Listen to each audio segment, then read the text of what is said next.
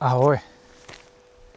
Tak, dneska jdeme na výlet a já využiju tuto příležitost k tomu, abych si trošičku pohrál a natrénoval s technikou, kterou mám k dispozici. Aktuálně nahráváme na moje ZV E10 Mark II. Mám před sebou pevný sklo Sigmu 16 mm světelnost 1.4 a natáčíme na Zhiyun Crane, což dělá stabilizátor.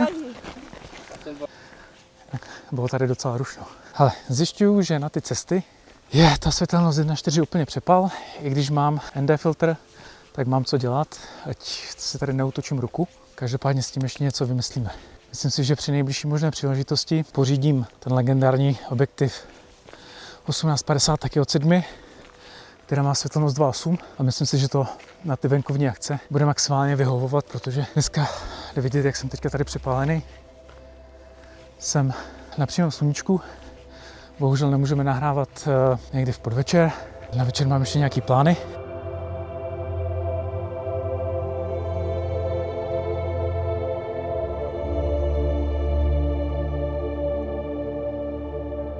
Další věc, kterou jsem si chtěl vyzkoušet, je DJI Mic Mini, který můžete vidět tady.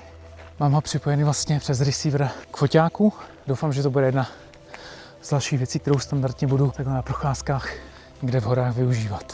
Ono mluvit tady jako při chození není úplně sranda. Už mám pár kilometrů za sebou. A to, co dneska určitě vyzkoušíme, tak je ještě dron, kterého jsem nedávno pořídil. DJI Neo, takový malý prcek. Ten by mohl dělat veškerý ten B-roll, který bude zaznamenávat to, jak někde chodím nebo tak. Ten záznam, ten obraz nebude zase až nějaký bombový. Vzhledem k tomu, jak je ten droníček malý a skladný, tak mohlo by to udělat tu službu. Ty vole, jede tady auto, tak to nechápu, ty vole. Tak počkej.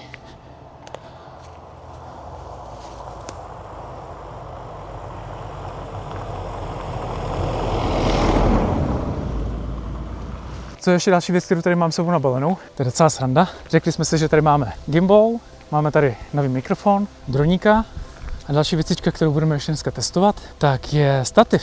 Pořídil jsem stativ od Falcamu, Tri-Rod, takový ten s 3/4 otevřením všech nožiček, což je strašně super, je to strašně pohodlný, když jsem si to zkoušel doma. Co je ještě strašná paráda, tak můžete vidět tady, ale i na tom stativu budu mít rychlou upínací systém F38. Jsem teďka strašně chytrý, protože jsem poslední měsíc strávil na YouTube, díval se na veškerou techniku, která je dostupná, která v současné době dává smysl. Tak dělám chytráka, tak dělám fishtrona, ale ještě by to chtělo, abych k tomu třeba ještě se naučil trošičku natáčet. A uvidíme, třeba to bude. Pořád ještě bojuju s tím, jak propojit Mic Mini s dronem, ať to zní nějak slušně. Jo, a v neposlední řadě všechno, co jsem mi podařilo nabarajt tady toho malého baťušku 20 litrového z dekáče, tak mám tam ještě jedno takové překvapení, to si ještě nechám na později. Jsem zvědav, jestli to bude dávat smysl nebo ne, ale mohla by to být docela sranda. Teďka mě ku podivu docela už dost bolí ruka, a to především možná ještě z toho důvodu, že držel jsem ten gimbal za tu nejspodnější část, kterou mám ještě prodlouženou. Správně bych ten gimbal měl držet takhle. Tohle je ta cesta přede mnou. A když chcete něco říct na kameru, tak 3krát kliknete a můžete si povídat. Poslední věc, co tady mám ještě navíc, a možná je to blbost, uvažoval jsem, které objektivy si vezmu sebou. Mám teda ještě sebou 56, zase ze světelností 1.4, stejná řada od Sigmy.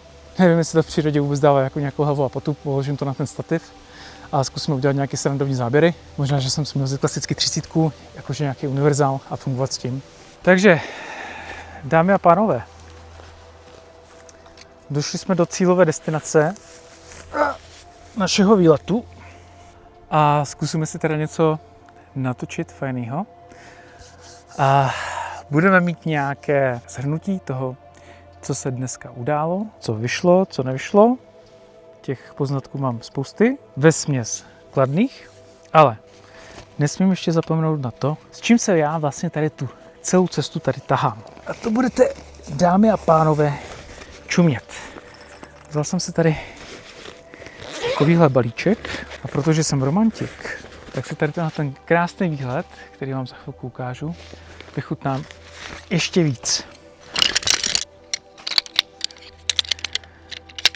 Já totiž celý ten for spočívá v tom, že já jsem si řekl, hele, zajdu do přírody a udělám si pár nějakých parádních záběrů. A udělám si jeden takový minifilmíček, který by měl zhruba vypadat tak. Jestli jste někdy viděli videoklip od skupiny Depeche Mode, která má písničku Enjoy the Silence, tak tam se vlastně Dave Gahan prochází po skotské krajině, nese si sebou břímě, vlastně skládací židli a vždycky, když si chce trošičku vychutnat ticho, tak si někde sedne, rozdělá si tu židličku a užívá si to tichoučko. A přesně tohle byl ten důvod, proč my jsme se dneska vydali na tady tuhletu procházku.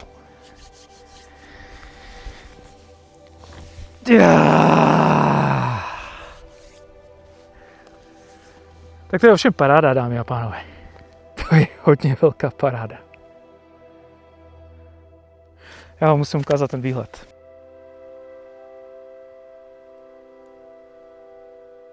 Protože jsme v Česku, v Beskydech, tak jsem si ještě něco nachystal.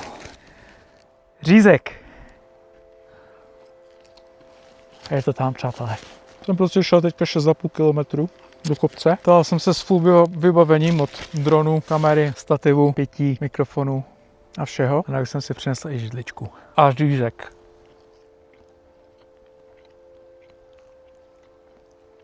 Teďka tomu Daveu Gahanovi naprosto rozumím. Byl se s tou židlí tahal přes celé Skotsko, nebo kde to chodili, protože tohle je absolutní paráda.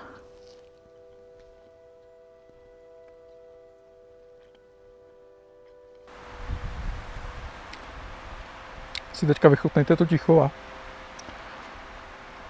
podívejte se na mě, jak tady baštím řízek.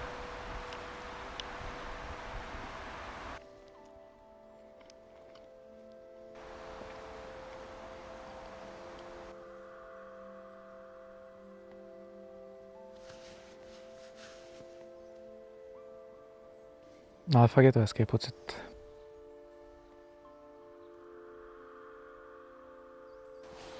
Teďka mě napadlo, ten medvěd to asi fakt může cítit až docela na dálku, že?